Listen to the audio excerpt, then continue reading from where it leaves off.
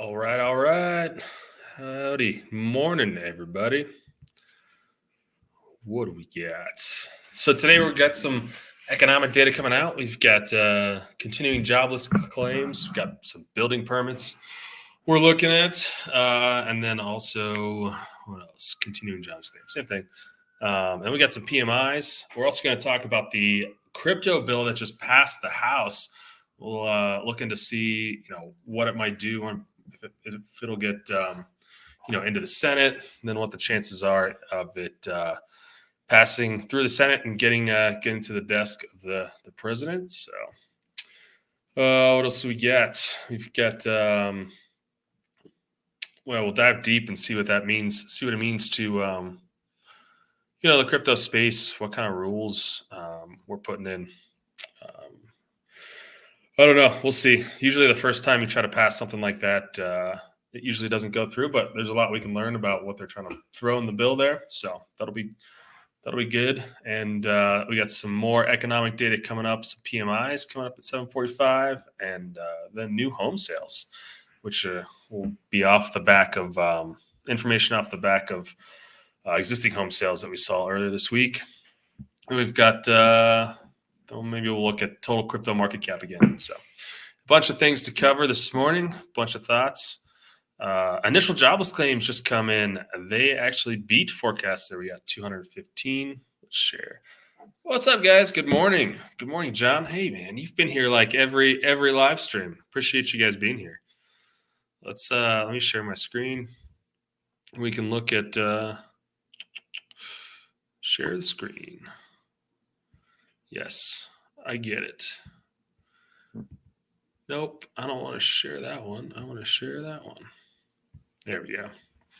All right, here's the handydandyinvesting.com. We've got building permits came in at forecasts. That's good. Continuing jobless claims. Oh, it was revised down from last week. That's good news for employees, right? Good news for the consumer. Initial jobless claims was 215. That was revised down last week. So that's one of the things you see a lot, right? Like, thanks, John, dude. I love you. Let me know where you guys are watching from. I kind of want to know where you guys are from. I'm in Denver myself. Just pouring my coffee. Got the French press here. So yeah, one of the things you guys see, we usually see is.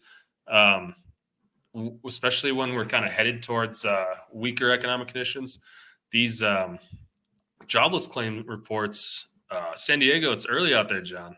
Early. Man, do you work night shift or something? Or are you just up early? We've got, look at this. Look at this trend. I mean, it's not a good trend. Shouldn't be excited about it, but, it's kind of a little validating to watch these patterns repeat, but you've got 208,000, 209,000, 232,000, all these jobless claim reports here in May. Actually, it goes all the way back to March. Further than that, yeah, that's not good. You just, we keep getting revisions down on these previous reports, and that's that. You don't like to see that, right? The report comes out, shows a beat, and then we actually get more jobless claims than we thought. And it's just wild because like a lot of people don't look into the past. A lot of people, take the number as it is, and they're like, okay, it was good. And then people get caught off guard, especially like people who are more investing and watching the economy. They see these revisions down. But the general like retail investor, they just take the first, the number they see on the report, and they're like, oh, everything's fine. And then they come to find out months later that the initial jobless claims have been revised down. So, is what it is. But I guess that's why we kind of study it. So, working East Coast South. What's up, CD? Great to see you. Crypto and coffee. Where are you from? You're out in North Carolina, is that right? All right.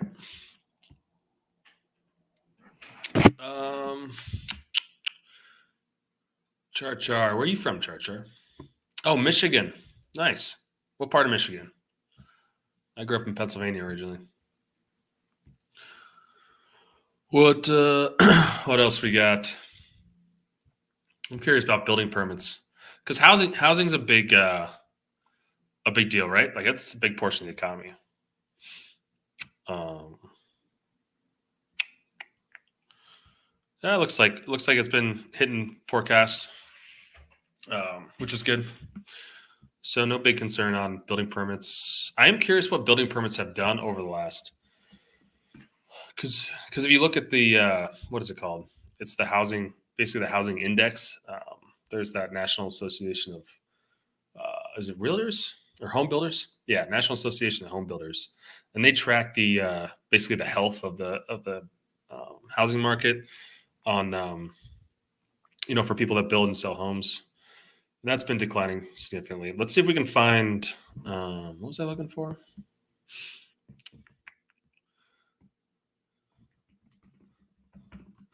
Building permits. I want to see what building permits look like since like 2020. Because if we see like an erosion on building permits, economy, and that kind of tells us there's been less interest in yeah. Let's go to month. Less interest in building homes, right? Less money going into building new homes, which in the 80s I think was more of a better indicator. Now that we're kind of like redeveloping. You see this in Denver a lot, and it's happening more across the country. You're like redeveloping older homes and older land. So I think this is a little less of an indicator. Like we're sprawling out a little too far. In places like Dallas, where people are willing to commute more, that's more of a thing. But kind of the urban sprawl is kind of declining, right? So yeah, you see we peaked out here in 2021. So we're on a decline on we have a little bounce here recently in from January 23 to now. So yeah, we're not in any sort of like worrisome level here. What 2009? When did we do last crash? Peaked out 2005.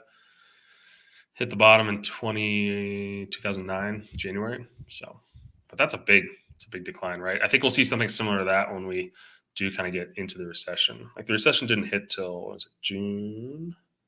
Was it June 27, 2007? So yeah, got a little bounce and then we just kind of tanked, right? So anyway, interesting. More you know, right? GFI, yeah, I'm a big GFI fan. I saw your comment living in Florida. Sorry I didn't respond to it. But yeah, I like GFI. Actually, if you want, we can take a look at GFI right now. Maryland, nice. I've got family in Maryland. My grandparents lived down in the Potomac area, near like Frederick, kind of south of Frederick, Stratford Hall area. GFI. Let's look at the chart, and then we can look at the.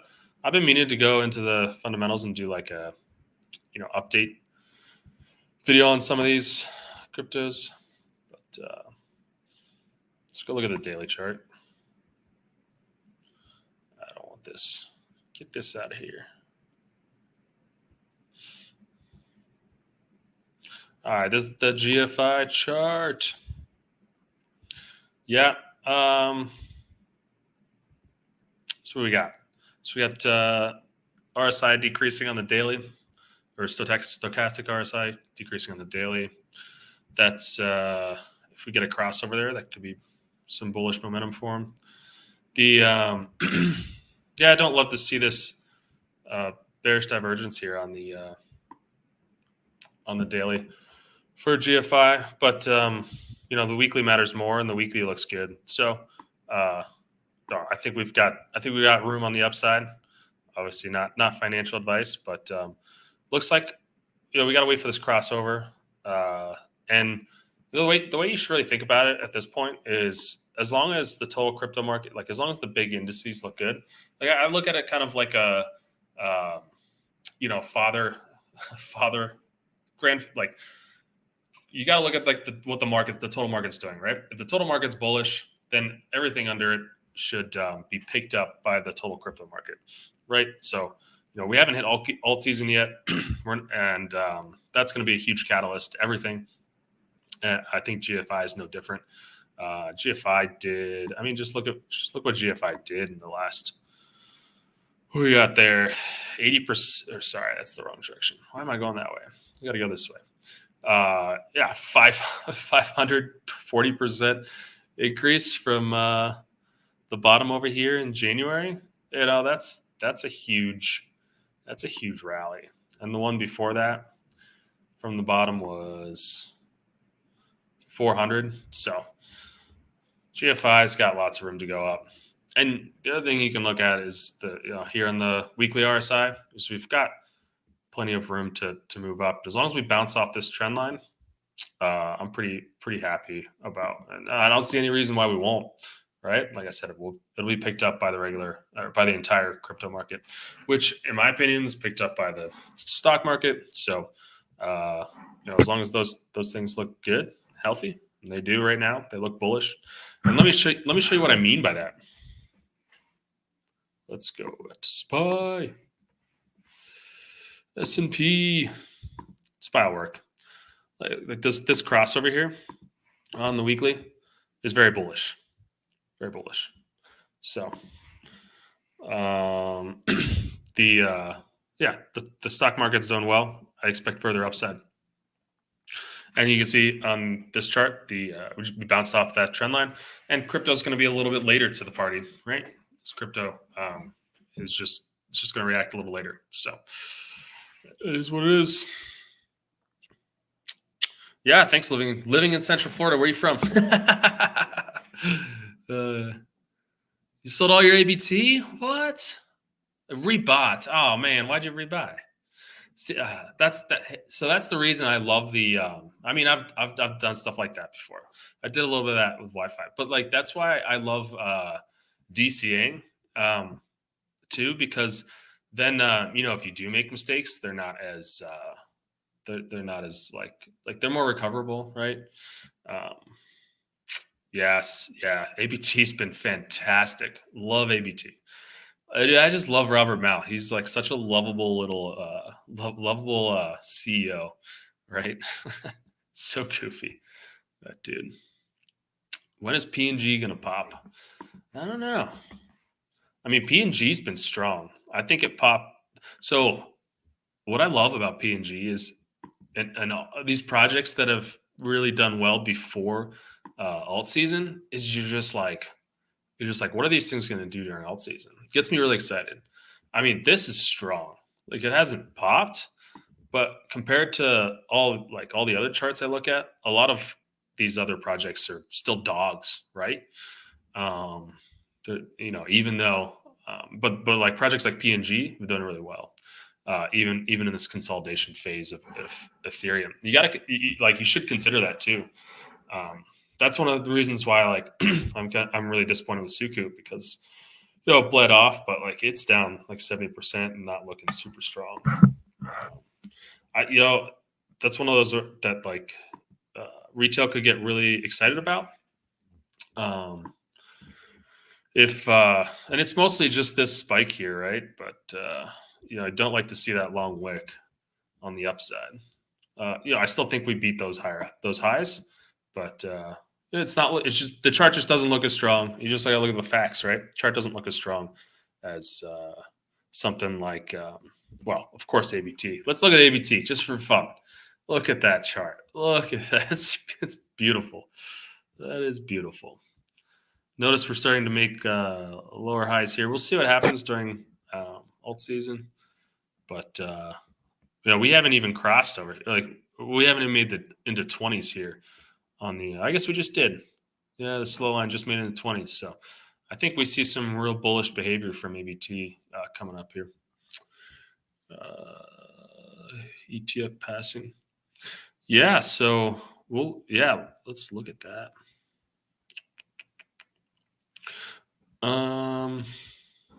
Let's look at that bill. Is there any news on the bill? On Twitter, on Twitters, the X. I still type in Twitter, even though it's less words. ETH ETF. Let's see what news we got. I think it's going to be tough. I think it's going to be tough to get. Yeah. So I don't know when the vote is, or when the yeah. Well, it's not a vote, right? The SEC is going to release it, so it's pretty much whenever they want to. You know. So we'll just have to wait for that. Analog to DeFi. I don't like. Are you talking like an ETF that? I think. Are you talking like an ETF that contains a bunch of different crypto projects? So you're talking about CD?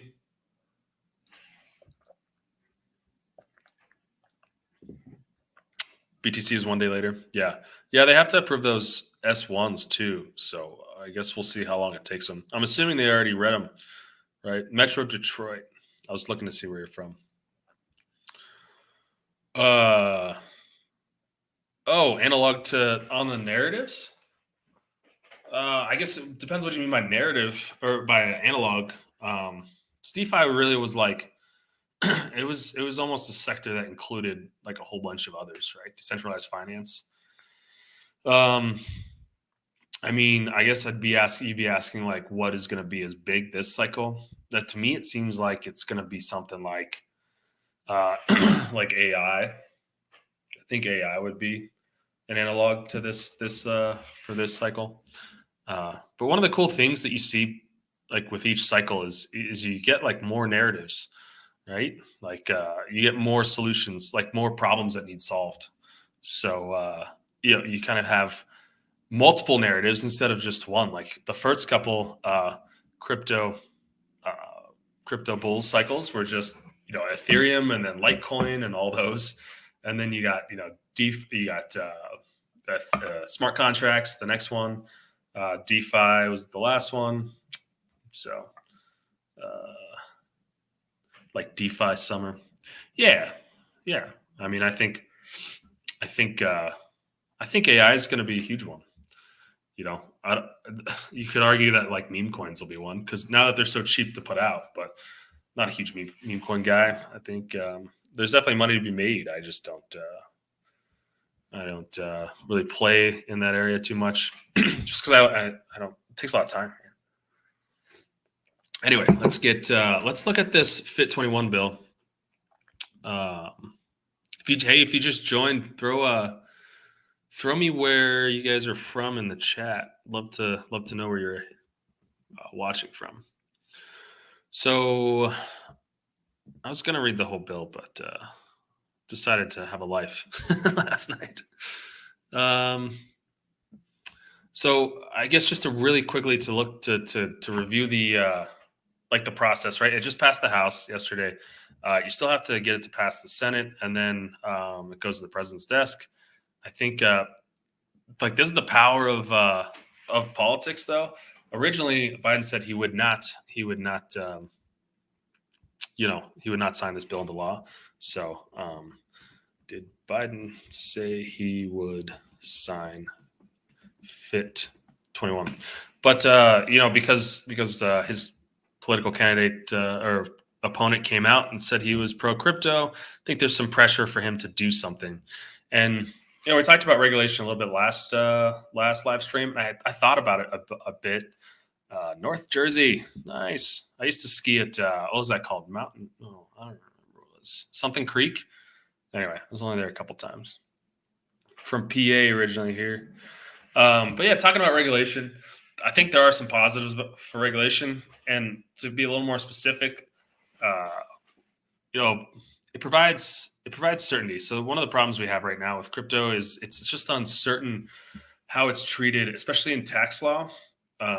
So you basically get right now you got the SEC trying to call things like a security or a commodity or a utility token, and you don't know how those are treated in the tax code. And a lot of people with accredited investors with lots of money, fund managers, money managers, it just creates a whole nother layer of uncertainty for them on how they're going to have to treat those in not only tax code but like legally.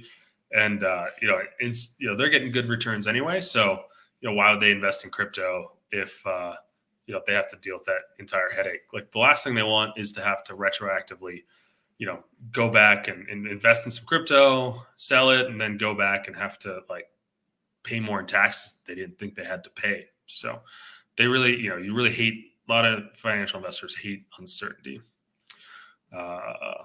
Mountain Creek. Yeah, it's Mountain Creek. That's right. Nice. Nice. Vernon Valley. I never heard of it as Vernon Valley. Guess I didn't know. It's packed though. Mountain Creek gets packed. So I think, that's why I think regulation can be good. But we did talk about like some of the concerns. And one of the other things I didn't bring up last live stream was regulatory capture. If you're familiar with regulatory capture, throw it in the chat. I'd love to hear. But it's basically when like you make a new law that creates large barriers of entry for other people to enter the industry. And it's something that's pretty popular to do. I think, what was his name? Like Ted Turner was kind of one of the guys who pioneered it, or at least, he did it in I think it was like was it the 70s, or I forget the timeline. But it, like utilities are big out here. Like cable is big out here in Denver. Kind of built the city, right? And one of the things he did is he wrote laws that made it very difficult for other people to compete unless you were like super big. And they're trying to pass that law in California. The California senator sponsored it, I believe, but for AI, basically the bill is written. It's sold. It's marketed as this bill that protects people from AI, sentient AI coming in and destroying the world. But in actuality, it just increased the costs of smaller AI companies getting in the game and competing with the Googles, the Metas, and the Open AIs of the world. So regulatory capture is something that's bad, and it's usually a little like, I think it's really bad. It stifles innovation, but it's usually like a gray area whether it's regulatory capture or not, because it's just marketed well. So that's something that I don't want to see in the bill. I'm sure, like every time you create regulation, though, you do have an increased barrier of entry, right? Because like you gotta, either file more forms, you gotta read more tax law, you gotta understand more laws, so you gotta hire lawyers. You probably have to hire, either a financial firm to audit you. If you're classified as security now, you're gonna have to do some sort of audits for your investors, depending on how you're structured. Who knows? Like, who knows how it's written? So we'll look into that. Maybe we can read through a little bit of it. And then the other thing that happens is like, if some of these things are classified as securities or commodities, then you might have to be an accredited investor to enter in some of these funds. But that was a beautiful thing about crypto, right? Is like you didn't need to be an accredited investor to invest in DeFi. You can get exposure to some really good returns. So anyway, if you're familiar with like FINRA, it's one of the SEC's basically regulatory agencies where you have to register. Depending, like if you're selling commodities, there's different classifications. Those are the Series 6 and Series 7 licenses you got to get in order to do investments on behalf of other people. So there's like these huge regulations and tests you got to take if you're going to be, to do traditional investments that are considered complex and high risk. But I think now today with like the internet, it's super easy to learn about these types of investments. So anyway, I've got theories. Like I think we should have like a test that you could pass so you can, be an accredited investor without hitting that. I believe it's 2 million now, or $200,000 of, or is it 300,000 now? Anyway, we look it up. But basically $300,000 of yearly income for 2 years in a row. That makes you an accredited investor. Otherwise, you can't invest in like VCs unless they do the special waiver. But no one does a special waiver because it's a pain in the butt, and your cost of doing all the documentation for the funds goes from like 100, 200,000 to probably like I think like 400,000 or something. It's really expensive to get non-accredited investors in your fund. But There's other ways to do it. Anyway, off the tangent. Let's look at the bill. Let's look at the bill, at least the summary. So we've got regulatory jurisdiction of the FIT 21 bill. That's the one just passed the House yesterday. The bill delineates the regulatory responsibilities between SEC and Commodity Futures Trading Commission for digital assets. So it looks like they're trying to classify different different utilities. CFTC would regulate digital assets classified as commodities. Yeah, just like I said, some tokens will be classified as commodities. SEC would see all those classified as securities. And in U.S. tax law or U.S. Financial laws, that's a big distinction. So commodities are treated totally differently than securities. It ties right into the Series 7 license you have to sell securities to other people. And then the Series 6, which is a much more complicated test, that license, you need that to sell commodities like oil, I believe gold, and anything else that's a commodity, right? Natural gas. So that's a good classification. The question is, what is a security in crypto, and what is a commodity? So consumer protection.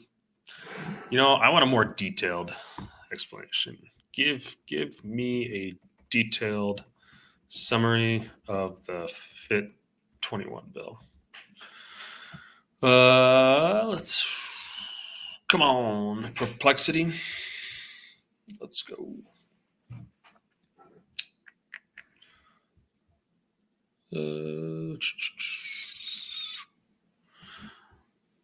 Hey, if you guys, while I'm waiting for this to load, throw in the chat what you guys do for work. I'd love to know what you do for your day jobs. All right. Restricted. So the SEC would oversee restricted digital assets, which are similar to securities. Okay, we just covered that.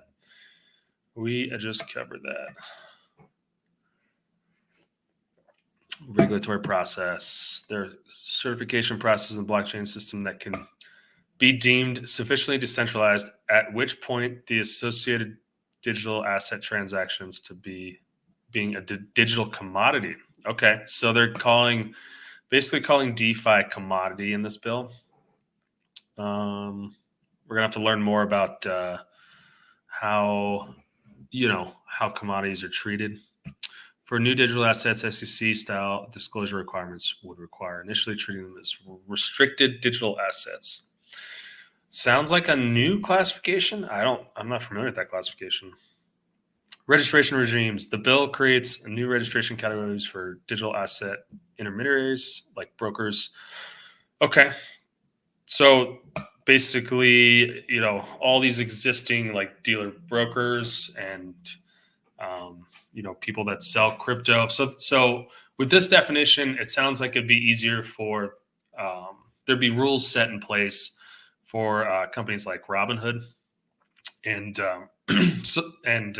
different trading platforms like that to like sell cryptos and list cryptos, right? So the SEC that should take away the power of the SEC from what they're doing right now to go like attack these different brokerages. The question though is like, what is the registration process? How big of a pain is that? I assume it would be the same as registering, similar to registering for selling stocks. And it allows for dual registrations for both agencies to market fragmentation. Okay. There's preliminary notice intent to register regime. Okay. Yeah. Consumer protection. Disclosure requirements. Yeah, that's a big one. See, so I kind of like that. I really like this disclosure requirements for digital asset developers and issuers. That's something I was complaining about last time, like last live stream. I'm like, my biggest beef on crypto is like we're not as transparent. Now you could call that regulatory capture, right? But I don't think it is. But it is a barrier to launch a project because then now not only do you have to develop a project, now you've got to list it first, right? I'm sure there'd be a timeline on it that you have to get that information submitted to the U.S. before a certain period. One of the things that like I just had to stop last night. That's really interesting, right? Because you have think about the internet. Like before the internet, the governments could control like freaking everything, right? They control, you know, they could put some legal action on like newspapers and like try to like prevent you from writing stuff. But with the internet, it was really hard to like it's really hard to censor. I mean, countries still do, but you can still usually VPN out or whatever. So when you talk about regulating like financial stuff like this, I know, they're going to go after some of the big wallets and make sure that um, that they're registered with the U.S. so you can use them. Like they're going after MetaMask right now, and but like there's always going to be a way. There's always going to be a wallet somewhere that you can use that's not registered with the U.S. and buy whatever you want, right? And the DEX is not registered, so like you know, it's just an interesting thought.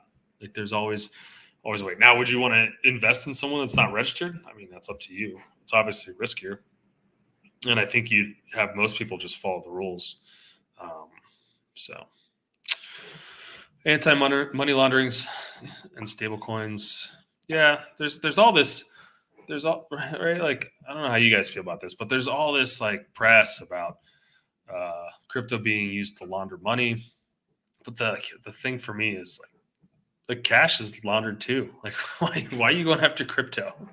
I'm sure Russia and North Korea are using crypto to buy weapons and buy military stuff, but whatever. I think that's what they're mostly mad about. That's just my opinion. Let's go back, see what you guys are. See what you guys said. Electrician, nice copper. Dude, my electrician was my favorite guy when I was renovating my house. He knew what he was doing. Uh, he was on top of it, and I just appreciate somebody that like really knows a trade really well. It's just impressive. Chef, restaurant manager, crypto chef. You cooking up some crypto over there? Cooking it up. Nice. What do you what kind of restaurant is it? Like what kind of food does it serve? All right. Let's see if we can get some more like detailed information about this bill. Is there like a PDF we can read?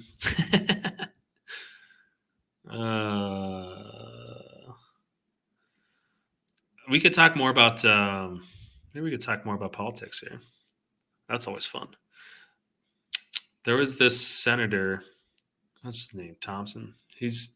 I met him at VCon a couple years ago, and like he was so pro crypto. It was awesome. It was awesome to hear like somebody being pro crypto. Sports bar. Oh, nice. I was at a sports bar last night. It's called Swanky's. They had trivia night last night. And did you know the Mississippi is like the 10th largest river in the world? It's so small. It's so small. I mean, it's not small, but like compared to the world, it's tiny. Did you guys see what ETH is doing? ETH is going wild. It hit 2,900 right before it was starting the live stream. We're getting the nice crossover here. Yeah, if it keeps going, I hope it keeps going. Get it into the go zone here. I really like that bounce. I would love to see this. I'm really hoping we can see the RSI on ETH go over 84 here. It was our last high on the weekly. All right, one thing I wanted to look at.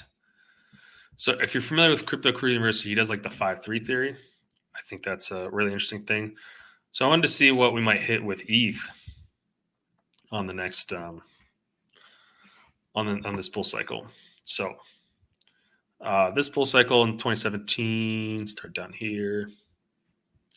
So let's do a little math. Maybe we can get word out here.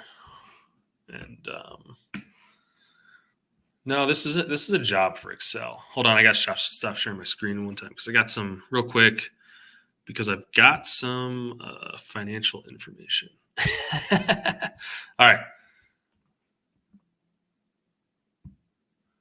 All right, coming back. Present.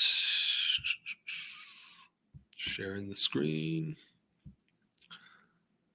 StreamYard. Nope. I'll share the whole window. There we go. Can you guys see this whole window? Can you see my split screen?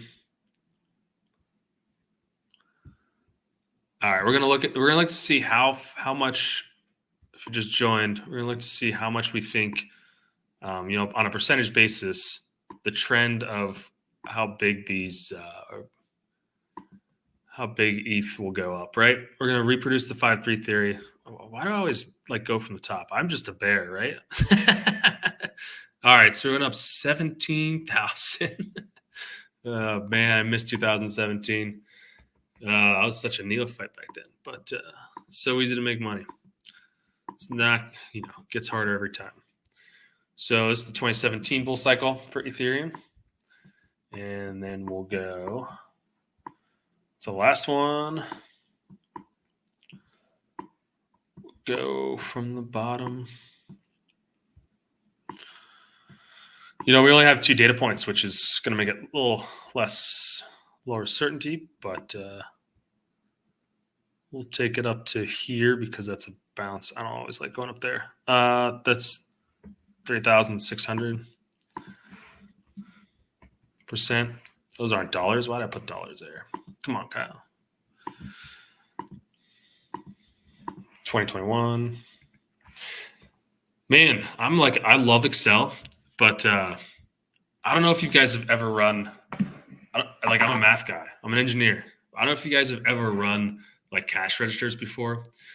I could just do arithmetic in my head. But as soon as I became like a cash register guy, like my math got terrible under pressure. I'm seeing this is like the same thing now. I'm like, what? I'm forgetting how to do math. Oh boy. So anyway, how is the 5-3 theory written? I don't know. But oh yeah, there we go. So this decreased. This is percentage, right? So we'll just see how much this decreased over the last cycle. So what, 70% decline? Is that what that is? Yeah, it's that minus that over that. Yeah, so it's 70% decline. Ugh. So this cycle would be 2024.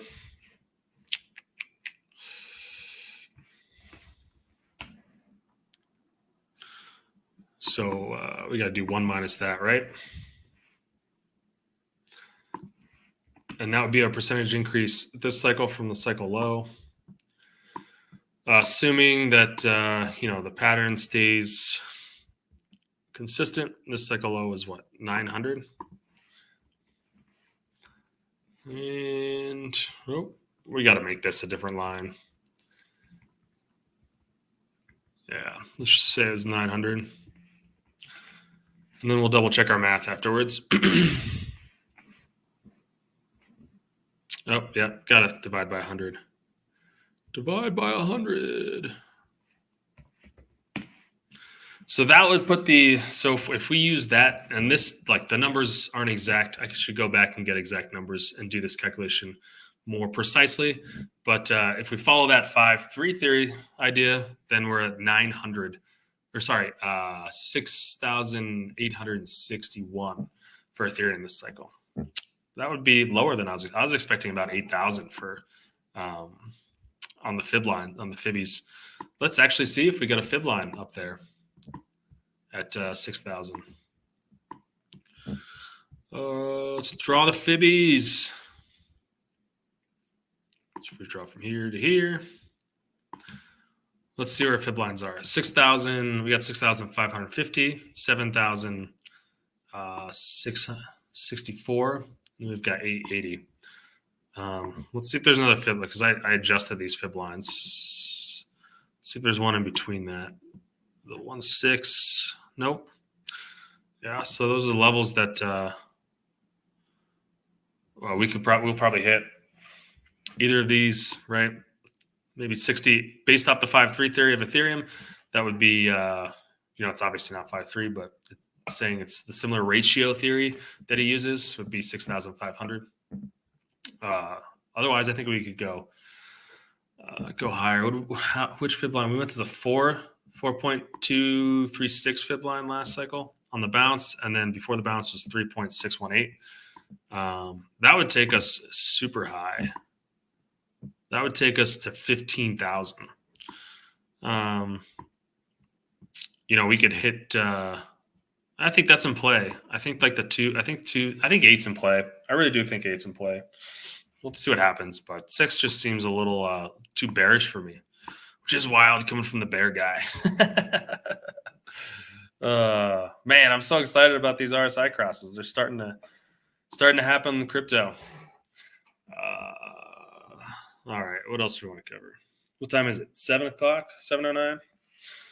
Oh, it's getting hot in here. I got to turn the AC on.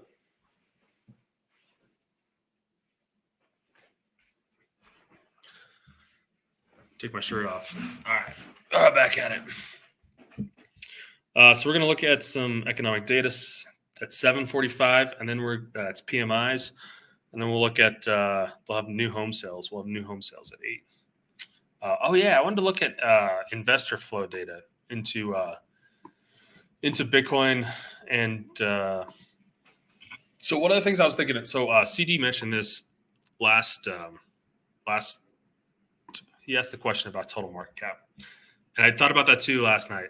I originally said that I don't think we could get to 6 or 12 trillion. I still don't think we're going to get to 12 trillion. But what if we had more? These ETFs are coming out. What if we had more institutional investment? Big businesses managing, big financial firms managing other people's money. That could be some pretty big inflows, right? BlackRock puts a lot of money in. We could see crypto, really take off. I still think 12 trillion is tough. What was I thinking? What is the total circulating money plus investments? Because we did say GDP was 100 trillion, 110 trillion. But what if there's a whole bunch more money just sitting in circulating investments? So global investments. Yeah. So 2022 reported that there was 30 trillion in globally invested assets.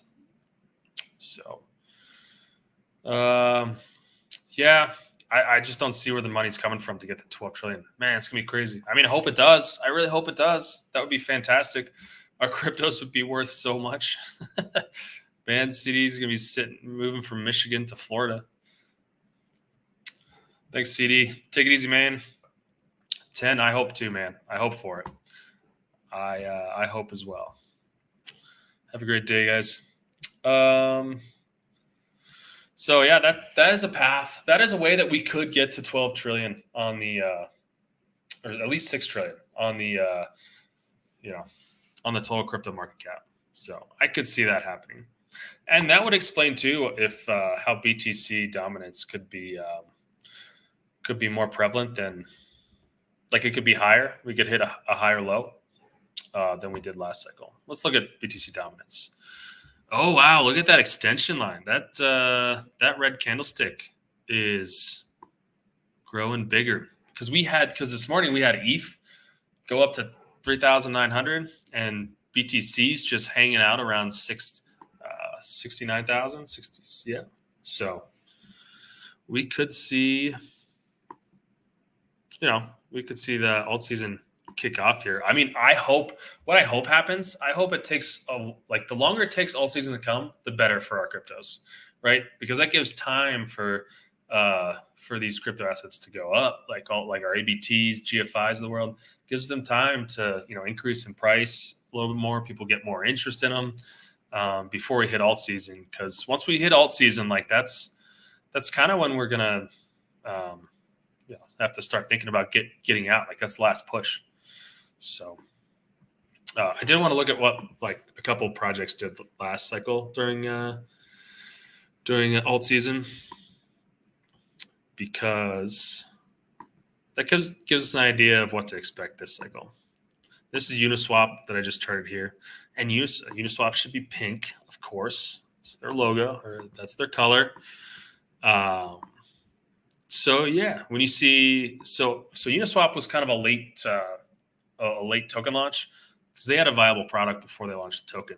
Whereas a lot of projects, they create the token and then make the viable product. So you can see alt season started, Uniswap started doing really well, and then about when was it? I'd say it looks like halfway through, a little bit longer than halfway through alt season, maybe 60% through alt season. Uniswap peaked, and then crashed, recovered a little bit. Then we had that bounce, right? But you can't count on that bounce. So that's interesting data. Let's look at another one. Let's look at one of my favorite ones from last cycle, Helium. Helium Tether. I think this one acted a little weird. I don't have good data. That's not good data. Qcoin listed Helium late, looks like. Helium. Coinbase? Did Coin? Let's use cryptos. Yeah. All right. Helium's the light pink. So yeah, Helium was a late bloomer. It didn't do well until that bounce. So that's an interesting data point. All right. What else am I going to cover here? Whoa. Oh, if you're still here, give me tell me what you're going to do with your profits. I want to hear what you're going to do with your crypto profits this cycle. Because last cycle I just threw them back in like long-term investments. I really didn't spend much of it. But this cycle, I don't know. I think I'm gonna take some money and play with it. I haven't decided what I'm gonna buy yet. Maybe a car. I want to look more into this Fit21 bill. Fit21, like, is there a PDF? Is there a PDF of Fit21?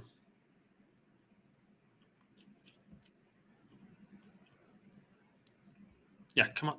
Why'd you hide it? There we go. Okay, here it is. We're gonna do some reading. How many pages is it? How many pages? I'm nervous. Innovation and Competition Act. Is that Fit? No, HR 4521. Is that it? You can find it in resources provided by the Stand With Crypto organization.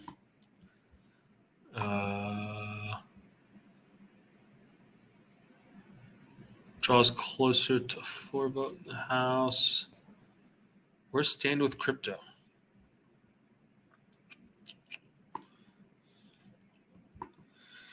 These things are so convoluted. Resources. All right. Bring it to me. What is Fit21? Where's the bill? You can email your congressperson. I think that would be good. I'll probably do that. By the numbers. Okay. Let's see. This is I wonder if these guys like I wonder if they kind of helped write the bill. Okay, so it is HR 4763. 4763. That's not this bill. So that's not it.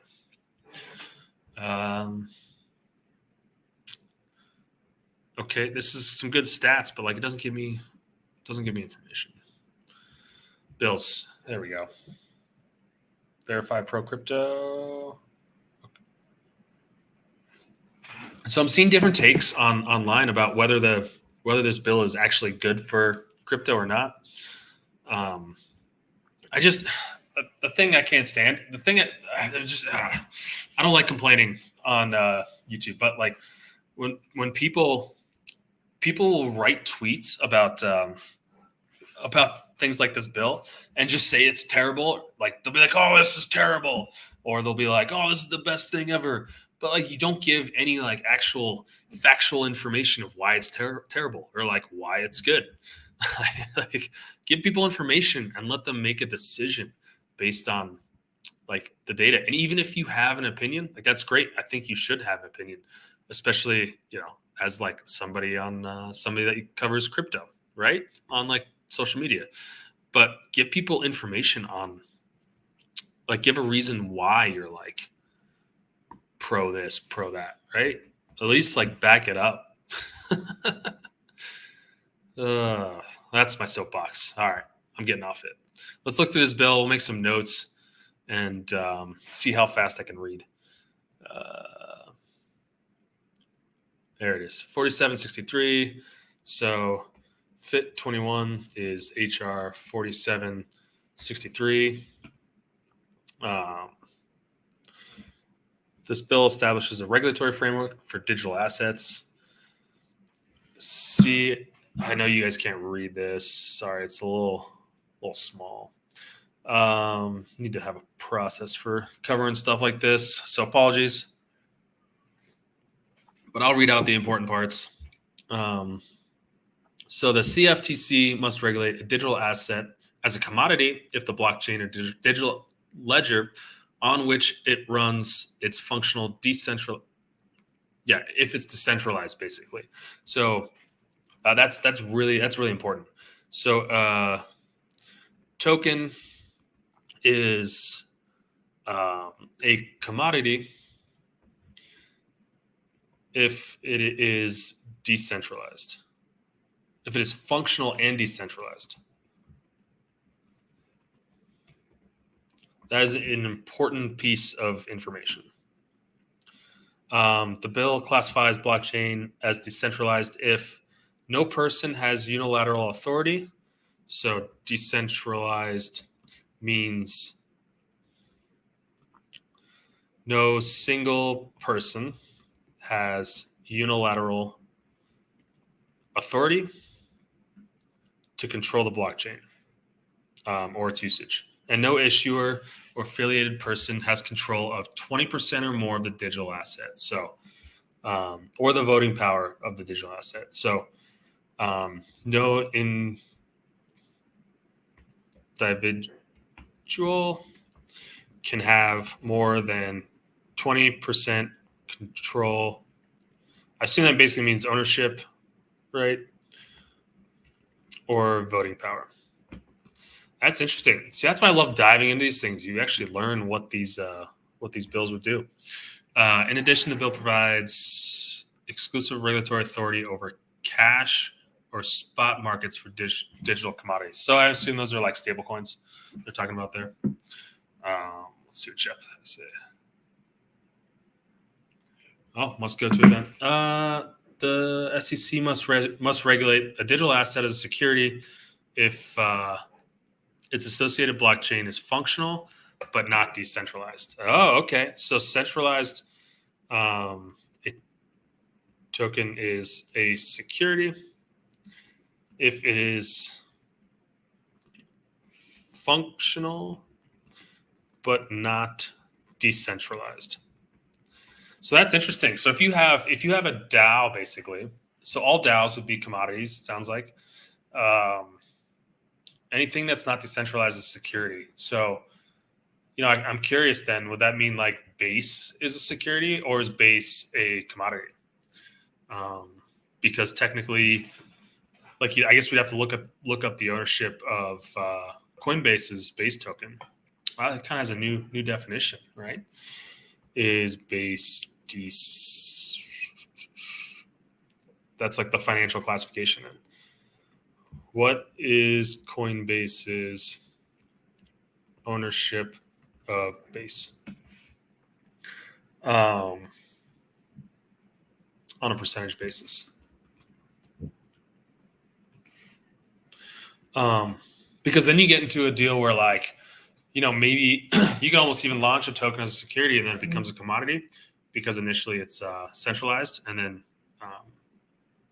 have 20% ownership by a single person, right? Well, I guess is a company a person now? It means classified as a person. Lots of U.S. laws, right? But I would assume they would not call it an individual. Would they say individual? No single person has. Yeah, so they're talking about single people.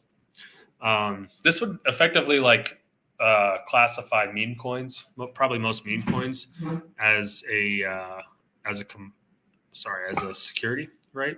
Because more than 20% ownership of a lot of meme coins are individuals, or you just make the meme coin to be, 20% owned by a single person. Interesting. How do you enforce that? That's another question. I guess the SEC can come in and issue papers. Man, the SEC would have to be. Just think about the size the SEC would have to be to regulate meme coins. They'd have to add, thousands and thousands of staff. However, the bill established certain expectation or exceptions to SEC regulation for digital assets that limit annual sales, restrict non-accredited investor access, and satisfy disclosure and compliance requirements. So yeah, I mean, like this is one of the things that is kind of a bummer about the bill, right? So you would it limits non-accredited investors with discretion to the crypto project, right? And that would basically allow you to skirt some of those security laws. So it basically the way the structure is set up, the financial structure set up in the U.S. is like you have this classification of different financial firms that you can invest in, and usually they provide like really great returns. A lot of them are riskier, but like VCs, hedge funds, and stuff like that, where you can accept non-accredited investors, but the barrier to doing that is like really expensive. So, it looks like that would carry over a bit to crypto here, where especially financial firms in crypto, financial funds would be incentivized not to allow non-accredited investors, because then they would be classified as security versus being classified as something like a hedge fund and or like a VC, which has a lot better treatment in tax and regulatory law, depending on how you're structured. So, and then CFTC and SEC must jointly issue rules to define terms and exempt duly registered exchanges from duplicate rules. Yeah, I don't know a ton about exchanges and dealer brokers. So, well, let's see here. What's this list? This is a summary. This is the latest summary. Yeah, latest summary on May 6th. Let's see if we can get. This is a great little. This is actually a decent little bill. All right, let's see where the headlines are here on this. If there's any interesting headlines, we've got definitions under Security Act, definitions under Commodity Exchange Act. Okay. Digital asset exemptions. This is interesting. All right. Affiliated, amended by adding the end of the following. Affiliated person means, okay. Yeah, these are just like standard definitions of in like finance, right? Blockchain means any technology where data is shared across a network to create a public ledger of verified transactions. Okay. Sounds correct. Blockchain protocol. Yep. Got it. Don't think we need to dive into that. Decentralized governance system. Okay. This is getting interesting. This gets into like DAOs, right? The term decentralized governance system means with respect to blockchain system, any rules related based systems permitting persons using blockchain systems or digital assets related to such blockchain systems to form consensus or reach agreement in the development, provision, publication, management, or administration of blockchain. Yeah, that's a great definition of what a DAO is. I really like DAOs. I think they're a phenomenal way to run a project. They're very similar to like board of directors, but I think it's going to be interesting what happens when you get more interested in crypto. Like, how do you structure those DAOs? I guess you just vote people in, right? Pretty much like a board of directors. I'm still showing the Excel. Gotcha. Thanks, man. Appreciate you. 4 years old, man. You're good at. You got great English. Just kidding. All right. I think this is my second time using StreamYard. Third time. I'm slowly getting the hang of it. That's what I want to do. There we go. Should be coming up. All right. I got a couple notes here. All right. The market is open. Should we see what BTC is doing real quick? Usually you get a little sell-off at the market open. I'm curious. Do a 1 minute chart. Looks like we got a big dump there. Love that wick, though. That's a lot of buying pressure on ETH. And I love that we're getting. Did we go above the previous high? The previous all-time high of Ethereum? Oh, well, we need more than 15 minutes. All right. No, we did not. Previous high is 48. Yeah. I don't know why I thought it was 30. It's a nice little extension. What's BTC doing? BTC is consolidating on the 2 hour. Let's go to the 5 minute. I like the 5 minute. Yeah. Not a ton there. So ETH probably pumped off that ETF news, kind of next to the market open. Let's see if there's an announcement. ETH ETF. Gary Gensler, when they approved the ETH ETF, running out. Oh, that's hilarious. I love it. He's so anti-crypto.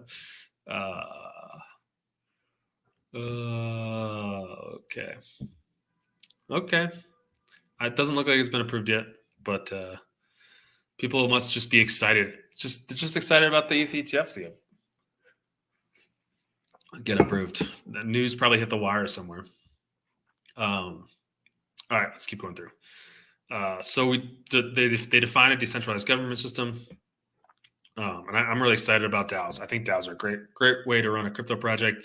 I prefer investing in a DAO over something that's centralized, just because you get like more people's ideas, and because all the governance proposals are, they're transparent. So like the chances of the board, basically what I'm calling the board, but the chances of the project, doing something that is, against investor interest is a lot lower, because holders of the token vote on the proposals that are put forth, and they're not going to vote for something that's, generally they're not going to vote for something that's bad for their investments. Okay, definitions under the Commodity Exchange Act, and this is basically just in that summary, just the legalese around the summary, that commodity token is decentralized and functional. I think those highlight those words: decentralized and functional. A security is functional but not decentralized. So those are the big definitions, right? Joint rulemaking. So it looks like the Commodity Futures Trading Commission will be responsible for for commodities, regulated under Commodity Futures Trading Commission. So that's something important. I think that's really important to note, because if this does get passed, then The people who can sell functional and decentralized tokens, they're going to have to be, licensed under the Series 6, and that's a much more difficult license to get um, compared to the Series 7. And because the Series 7, you can just take it. Like, you don't need a sponsor for it. You don't need a broker dealer to sponsor you. I believe it's broker dealer. Let's look it up. Where's Perplexity? Who needs to sponsor you to get a Series 6 license? Because like basically that takes a whole bunch of that is a kind of a form of regulatory capture, right? Like, yeah, someone who a member of FINRA, yeah, but what kind of FINRA? Or a self-regulatory organization, SRO. Need a sponsor to get a license, FINRA member, or SRO. And like, that's harder to do because basically you got to be working for somebody. I'm sure there's a way around it, but like, how? It needs to be a financial institution such as a bank, brokerage firm, or insurance company that's registered with FINRA. So bank, brokerage firm, or insurance company. Yeah, so basically, I wonder that would, you basically have to buy from some sort of exchange. Would that mean DeFi wallets would have to become a brokerage firm in order to, like, does Uniswap too? DEXs, would they have to file to become a brokerage firm in order to sell like DeFi tokens? That would be bad. That would be a lot of work. That wouldn't be good. All right, back to the bill. Notice of intent to register for digital commodity exchanges, brokerships. Any person may file a notice of intent to register with the Commodity Futures Trading Commission. Yeah, but they expand it and make it easier for people to get the Series 7 license. A digital commodity exchange for a person intending to register. Yeah. Does that mean individuals can register? I don't think so. A person intending to register as a digital commodity broker under Section 4U of such act. So I'll make a note of this, look into it later. Section 5I of Commodity Exchange Act. I know this is boring, but this is where this is the meat of it, right? This is the research I'd do otherwise on my own.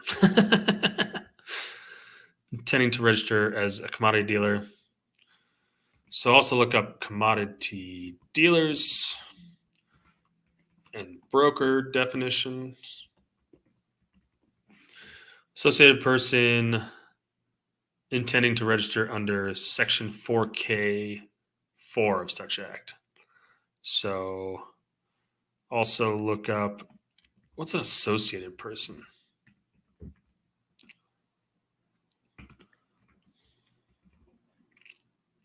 (4K4).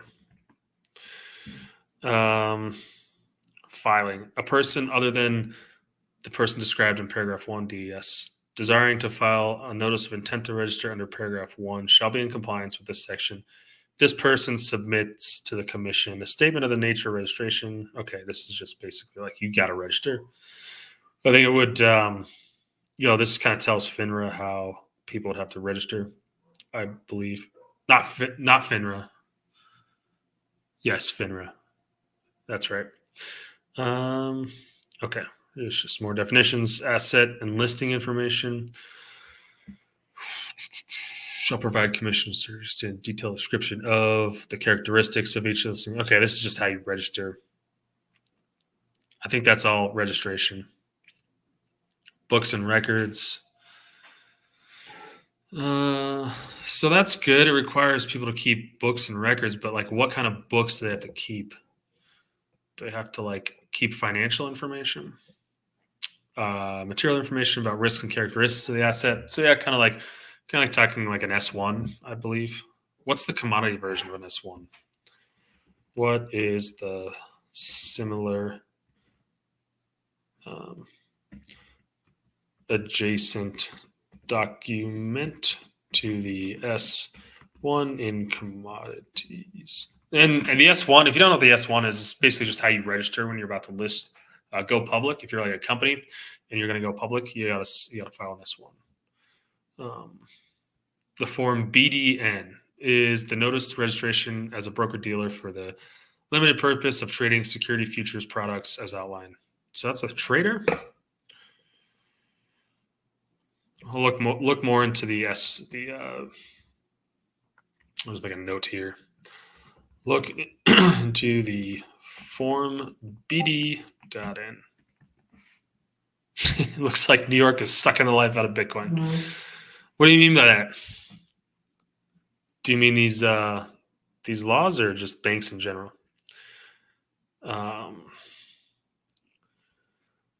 Yeah, I mean, I don't know if this is going to pass, right? Because it's got to get through the Senate and then it's got to be signed. It did start years ago, so it has been revised a bunch. I'm a little bit. I have two takes on it, right? Because it's like it is beneficial in some senses, and in other senses, it's like it's going to kill a lot of innovation. Because when you enter, when you create barriers to entry, then it's tougher to create these projects, right? But on the other hand, like as an investor, you got to look through fewer projects. But then it will tend to funnel money through firms like VC firms and big partners. And we've seen a lot of these projects now have big partners listed on their website, right? So they go and raise money first, and they're kind of more of like the tech model where you do like a Series A, and you do a seed round, then you do a Series A, and these are like the big money guys, right? So yeah, it's not great. Fair launch is like how do you do a fair launch under this, like a stealth launch? I don't know if there's a way to do like a stealth launch under these laws, but maybe there's a way to do it. Oh, at 9:30 every day it dumps. Yeah, it's true. Oh yeah, there it is. Yeah, there's the dump. Good call, Copper. Man, it's like a 2% dump. Yeah, that's kind of true, man. What are stocks doing? Just see what stocks are doing. The market's down. Wow, market's down a bit. I was really excited about that. Hold on, I gotta close a position. I just remembered I got some NVIDIA. I bought a small call, so I was too excited about government freaking. Let me get that. Where's that NVIDIA? Oh, maybe it didn't fill. I thought it filled. Oh well. I don't see it on there. Anyway, how is NVIDIA doing today?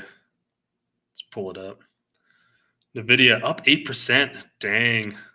Oh, was it 1,000 last night or this morning? It just tanked. Still over 1,000. 1,031. Wow. That's crazy. That is crazy. Oh, maybe it's because I didn't enter my password. Let's see. Let me see real quick. No, guess it didn't fill. Bummer, dude. Oh, well. It'll be all right. Good thing it didn't fill. It probably had so much data decay on it. All right, let's get back to the bill. Let's see. Notice of intent to register digital asset brokers, trading systems. All right. I'm going to read some more of this later, but I feel like we got a pretty good summary there. That NVIDIA had a great report. It's good. It's really good. It's really good for GPU plays. Like Let's actually see what render did.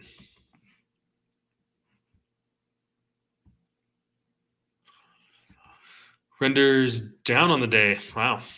I guess it was a little, people are selling. People are probably just selling, profit taking off of that NVIDIA news. Because it ran up yesterday after NVIDIA and then just kind of tanked. It was a great report. They beat earnings. It still looks like there's shortage of GPUs out there.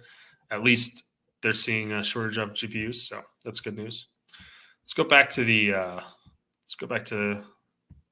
economic indicators because we're about to get PMIs, and PMIs are important. Like manufacturing, this is manufacturing PMIs. So we beat. That's good. Good news for manufacturing sector. My other business is tied closely to manufacturing, so this is basically telling us how strong manufacturing is in the U.S. And we had a couple misses in April, so it's good to see us beat the forecast. Overall, it's up. Looks like that's good. That's a good report. I want to see what the stock market does on that. Let's see, global services PMI 54. It's like service industry stuff. Service industry metric. Wow, that was a big beat. Wow. Yeah. That's good. Good news. What kind of businesses? Transportation, communication, financial intermediaries, businesses, personal services. Yeah, that's good. Good beat. Does the market like it? That is my question. Let's see what the S&P is doing off that news. Let's see what's doing off that news. Oh, look. Let's go to the 1 minute chart. I'm still here. Reading through the bill. I got to go eat some breakfast soon, but looks like off the PMI news, we bounced, but can it keep that momentum, or is it going to keep fading? That's the question.